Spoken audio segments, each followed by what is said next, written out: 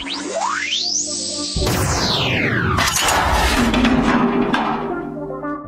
a seminar SMWG gave around April or May, he stated something to the nature of that your higher self will abandon you at some point if you continue to ignore, disrespect.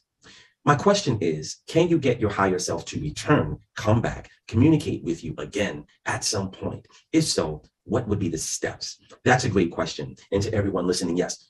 Well, what happens is when you come into material life, you are predominantly operating from the HDP, which is the human default programming that was literally genetically engineered into the hardwiring of how you think, live, and die by your demigods of the biblical age, if you will. You also have another benefit that comes into life at the same time you were born, and it is called your higher self.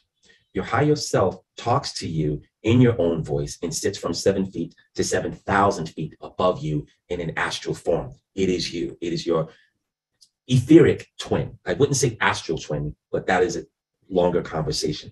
So your higher self seeks to guide you. It is your spiritual GPS. And if after a while it sees that you are not in concert with it and you're not listening to it and you feel more comfortable with the HDP, which is the human default program, nothing in the universe wastes energy, including your higher self. It will go elsewhere and, it'll say, hey, what's the point? So to answer your question, you have to illustrate to your higher self that you're willing to listen. The steps to make that happen would be to start to change and redirect the trajectory and basically the purpose of your life and do the things that are going to challenge you. Using a spiritual means, which is why we have the Galighticus programs of various degrees, it helps your higher self see that you are serious about getting on the same page to basically practice getting out of this condition of limitation. That's why your higher self was pinned to come and chaperone you through this particular life. A large degree of our population has an offline higher self, which means that there is no real direction. They have traded in the sovereignty of the human, of the higher self for the human default program, and the two do not respond well with each other. This represents the turbulence, and there's an axiom that they say inner demons, inner turmoil, and it literally is two different operating systems that are seeking dominion over the corporeal form. So you want to make sure that you want to start changing your character to become as more aligned with the purpose of your life. And you want to use a spiritual education to do that. And that's the highest, best, and most succinct and expedient way to illustrate to your higher self that you deserve to have its chaperone within your life. Okay. So our next question comes from Jarvis Mitchell. And I believe Jarvis asked this question on YouTube. How can I serve my community through music, acting, working out without giving away too much? Lots of signs that brought me to you. So Jarvis, one of the ways that I would say is most of us have come into this life to do just that, to utilize our unique identification and our gifts to at least serve our family. If you get really good at that, or if your family actually does not want what you have to offer, you may take your show on the road and you may bring what your unique identity is to your community, or building your own community. And then your community will bring you to the world. This is what having an impact on life is all about. If you are ordained by the spiritual world will make sure that you have all of the assistance that you need. And that's pretty much how it works. One of the ways that I would say it's really important to preserve yourself. If you are casting your pearls to swine, euphemistically speaking, and what it is that you desire to offer to people is not landing, you might not want to waste your time there. I know for a fact, because I would say in the late 80s, and I've shared this story before, when Wu-Tang Clan was being formed, I could have easily been part of that particular group. And that group is the most successful hip hop or rap group of all time. Yo, what is the deal? You know what it is, man. It's Ray, man. Shout out Gano Grills, you already know. Galighticus, hold it down. For real, the crew with the suit. I had a white robe on at the time and a long beard, and I prayed 5 times a day, and I didn't have any interest on continuing my rap career because I sought a higher spiritual cause at the time, and I had not regretted it once. I got a lot more satisfaction and growth from studying spirituality, but one of the things that I noticed at that time was I used to waste a lot of energy speaking to people, trying to help people with something they didn't even know they needed help with. I wasted a lot of energy beating dead horses, as they say. I learned how to speak to people who wanted to hear what I had to say, as opposed to waste my energy in places where it really didn't belong. So you want to get a sense, Jarvis, of if what you're doing is taking effect, if it is welcomed, if it's wanted, if it's not, find a place where it is. Allow that to show you the signs of its acceptance by allowing the support to show you that and prove that to you. All right. Our next question comes from Darian Lind, and he asks, SMWG, Eternals, we're talking about the movie, I'm assuming. It was so much going on, and it is so many things you've talked about way before the movie was even thought of. Can we talk about the couple and how they turned on each other for the human experience?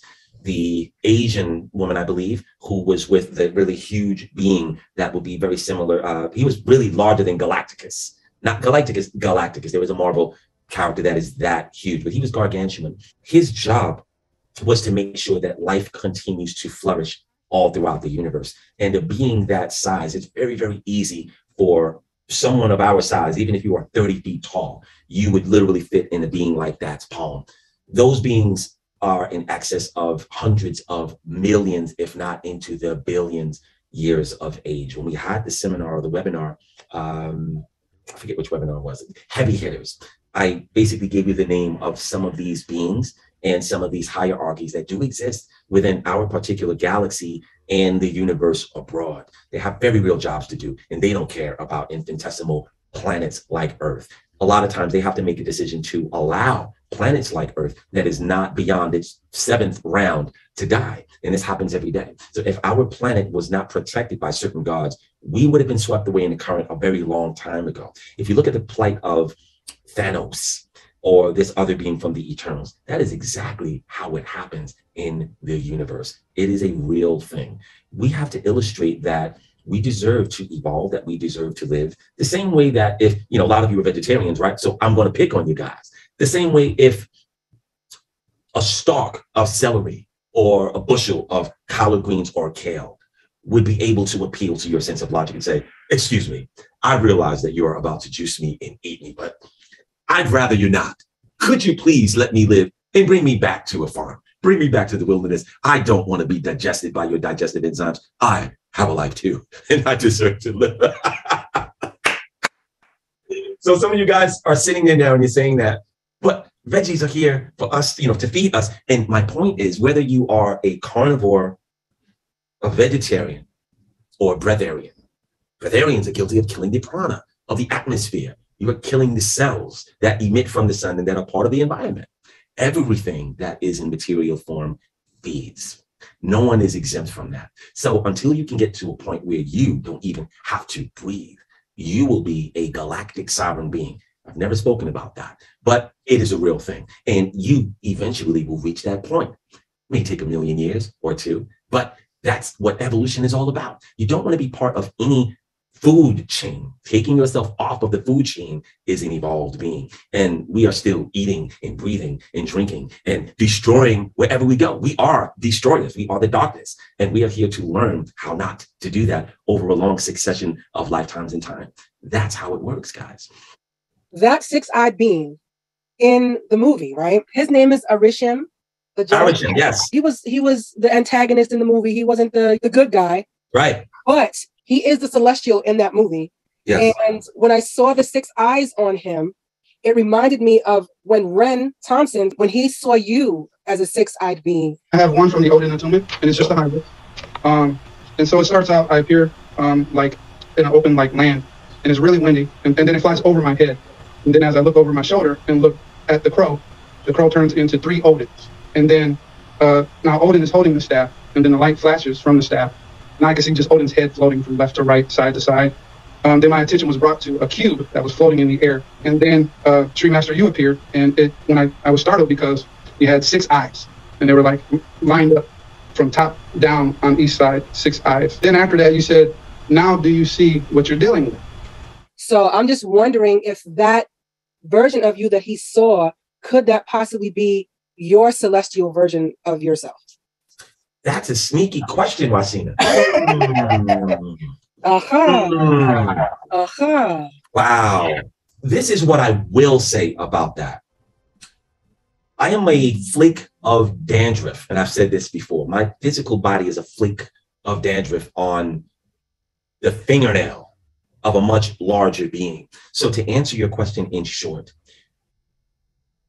the consciousness that creates itself in different pantheons here on Earth, as well as other planets, and as well as on other worlds, is a very, very, very large being.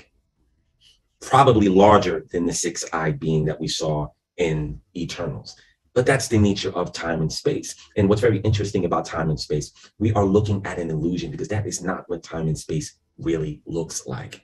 Dark matter, we're looking at dark worlds, we're looking at rotations of planets, suns, quasars, magnetars, supernovas. All of these different things are illusions. That's not the real party.